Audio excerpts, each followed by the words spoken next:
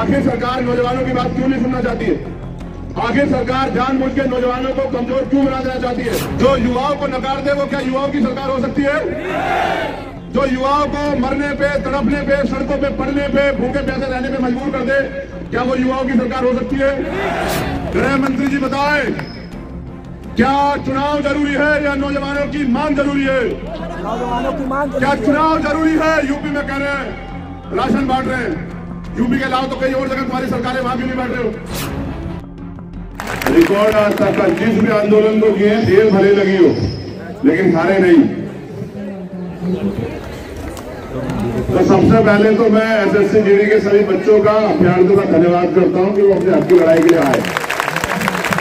फिर मैं दिल्ली की पूरी टीम का, उन सारे साथियों का बिना नाम लिए जो मेरे आदेश के बाद उस दिन से आज तक मेहनत कर रहे हैं, घर परिवार छोड़ के आंदोलन को सफल बनाने का काम कर रहे हैं। देखिए, मैं एक बात और स्पष्ट कर दूं, दिल्ली के लोग मुझे जानते हैं, प्रशासन के लोग, मैं चाहता तो इस भीड़ को वहां तक नहीं कर सकता था। ये बस मेरे एक स्टेटमेंट की देर थी, लेकिन मैंने सिर्फ दिल्ली के लोगों को इसलिए अपील की क्योंकि पूरे देश में जगह जगह पे इलेक्शन चल रहे हैं, कार्यकर्ता वहां भी तैयारी कर रहे हैं। लेकिन मैं उम्मीद के साथ जो है ना, पिछली बार समय देके गया था कि सरकार जाग जाएगी, और सरकार को जागना भी पड़ेगा, ये भी सोचने की बात। अभी मुझे आप लोगों से बात करनी, जो लोग यहाँ बैठे हुए हैं,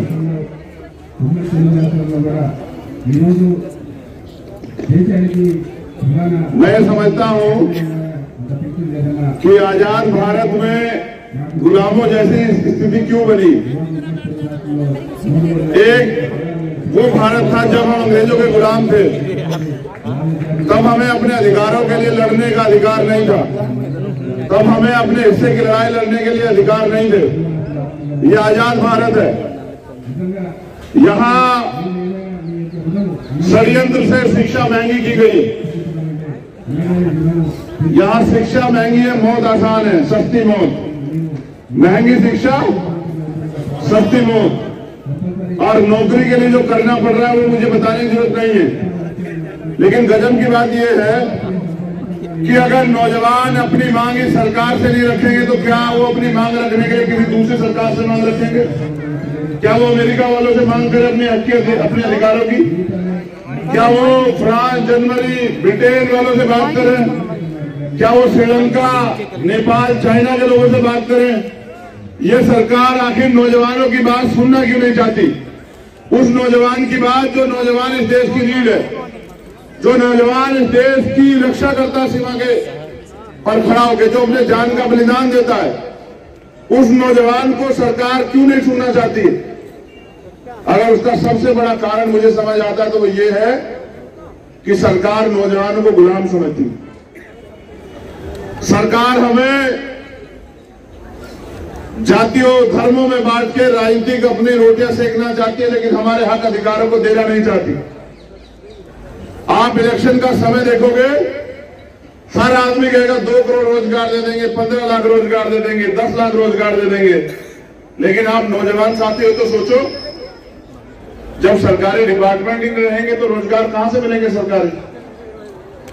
जिस तरह से सरकार निजीकरण कर रही है, जिस तरह से सरकार सरकारी डिपार्टमेंट खत्म कर रही है, आप सरकारी नौकरी के लिए लड़ रहे हो, प्राइवेट के लिए? जरा हाथ उठा के बताना, दोनों हाथ उठा के बताओ कौन सी नौकरी के लिए लड़ रहे हो?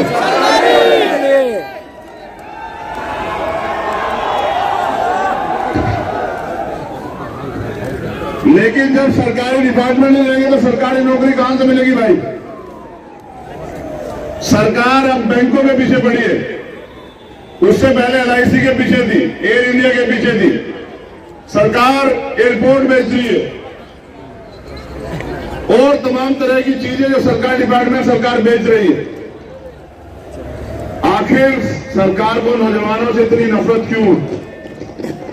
आखिर सरकार नौजवानों की बात क्यों नहीं सुनना चाहती है?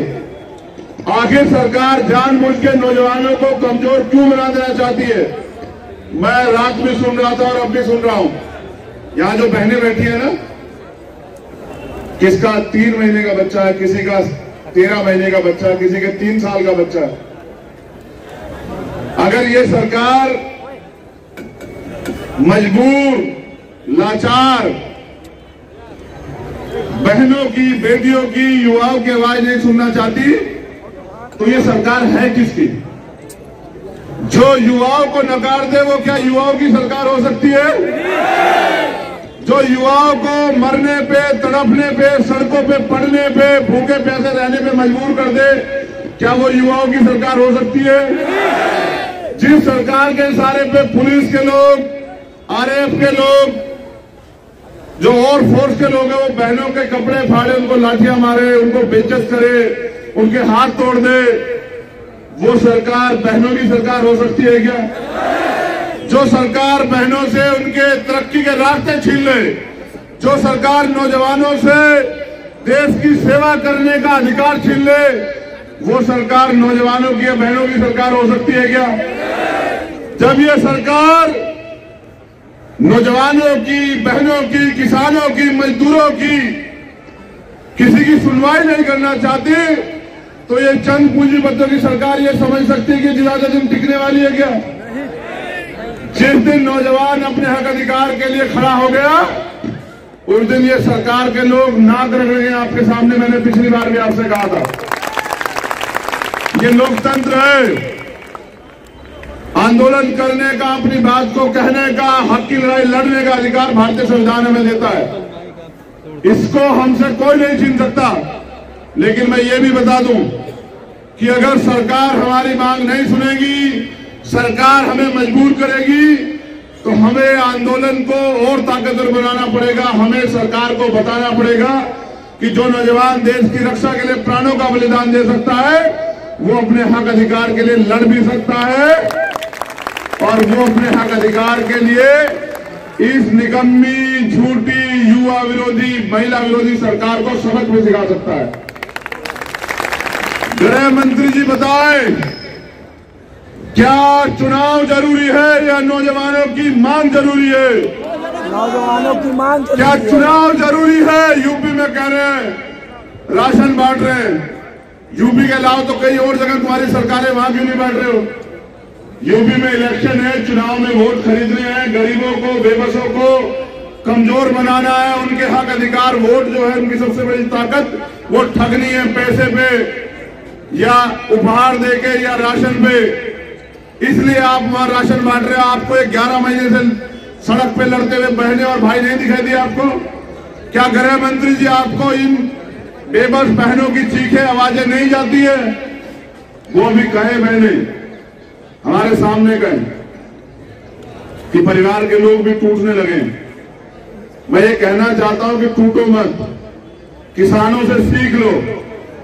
750 किसान बलिदान हुए, हजारों लोगों ने जेल काटी और 1 साल से ज्यादा समय वो लड़ते रहे। बारिश आई, ठंड आई, धूप आई, तमाम तरह की परेशानी आई, उनको अपराधी कहा गया, उनको नक्सली, खालिस्तानी, पता नहीं क्या कहा गया। उनका दोष ये था कि वो अपने अधिकारों के लिए लड़ रहे थे। आपको भी अगर अधिकार चाहिए तो आपको लड़ना पड़ेगा और अगर आप लड़ने के लिए तैयार हैं तो विश्वास कीजिए, ये लोकतंत्र है, यहाँ संविधान है, यहाँ लड़ाई तलवारों और बंदूकों से नहीं लड़ी जाती। आज पुलिस आपको लाठी मारे, गोली मारे, आज आप पलट के जवाब नहीं देंगे, लेकिन सरकार को दिखा देंगे कि क्या तो वर्दी चाहिए या फिर अर्थी चाहिए। आज आपको ये भी देखना है कि जो बड़े बड़े भाषण दे रहे हैं प्रधानमंत्री, गृह मंत्री और कई मुख्यमंत्री, आज वो ये भी बताएं कि वो बहनों के सम्मान में क्या कर रहे हैं। क्या वो 11 महीनों से सड़कों पे सख्ती हुई परेशान होती बहनों के दर्द को नहीं सुनना चाहते हैं? यहां वर्दी पहने हमारे भाई भी लोग खड़े हैं। क्या अपने हक की मांग करना, अगर आपको जो लोग नौकरी में है, सेवा में है, फोर्स में, अगर आपकी 6 महीने की तनख्वाह रोक ली जाए और आपके बच्चे रोटी के लिए भूखे मरने लग जाएं, उनकी पढ़ाई, उनकी फीस ना जमा हो, उनके पास कपड़े ना बचे, तो आप अपने हक अधिकार के लिए क्या करोगे? है जवाब आपके पास?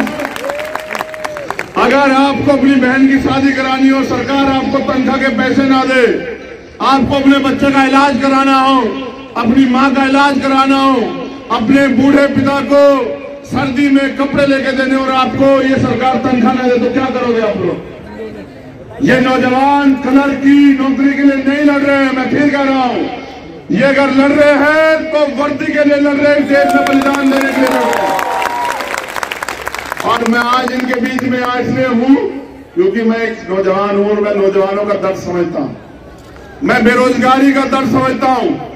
मैं पढ़ लिख के BA, MBA, MCA करके PhD करके सड़क पे घूमते बेरोजगार का दर्द समझता हूं, क्योंकि मैं बेरोजगार, मैं जानता हूं बेरोजगारी का दर्द क्या है। और इस महंगी शिक्षा में किस तरह हमारे माँ बाप, यहां जो बैठा ना वो अमीर नहीं है, अगर अमीर होता तो वो इस क्लर्क की नौकरी के, इस कांस्टेबल की नौकरी के लिए सड़क पे नहीं होता। ये वो लोग हैं जो गरीब हैं, ये वो लोग हैं जो देश से प्यार करते हैं,